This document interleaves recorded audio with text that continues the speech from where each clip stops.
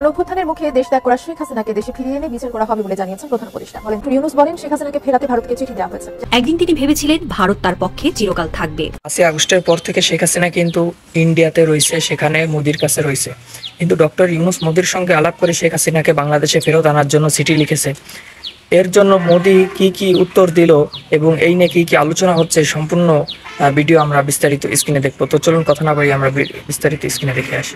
অভ্যুত্থানের মুখে দেশ ত্যাগ করা শেখ হাসিনাকে দেশে ফিরিয়ে এনে বিচার করা হবে বলে জানিয়েছেন প্রধান উপদেষ্টা। বলেন, শেখ হাসিনা এবং তার শীর্ষ কর্মকর্তাদের খুঁজে বের করে দেশে ফিরিয়ে আনা হবে, যাতে তারা আইন অনুযায়ী পূর্ণ শাস্তি পান। ছাত্র জনতার তীব্র আন্দোলনে গত 5 আগস্ট ভারতে পালিয়ে যান সাবেক প্রধানমন্ত্রী শেখ হাসিনা। এরপর দায়িত্ব নেয় অন্তর্বর্তী সরকার।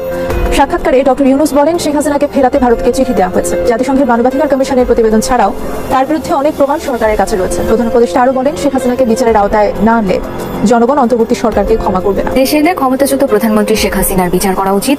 ভারতীয় সংবাদ মাধ্যম পিটিআইকে দেওয়া সাক্ষাৎকারে এই মন্তব্য করেছেন অন্তর্বর্তী সরকারের প্রধান উপদেষ্টা ডক্টর মোহাম্মদ ইউনূস। ভারতে থাকলে বাংলাদেশ ফেরত না চাওয়া পর্যন্ত শেখ হাসিনাকে চুপ থাকার পরামর্শ দিয়েছেন তিনি।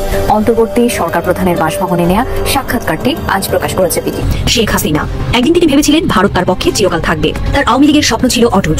ভারতের সমর্থনে তিনি আবার ক্ষমতার মসনদে ফিরবেন। কিন্তু রাজনীতি কোনো ব্যক্তি প্রেম নয়, এটি নিরেট পেশাদারিত্বের খেলা। আর এই খেলায় একটি পলকে সম্পর্ক বদলে যায়। ব্যাংককের এই গোপন কক্ষে যে ফুটেজ ধরা পড়েছে তা যেন সেই কথার জীবন্ত প্রমাণ।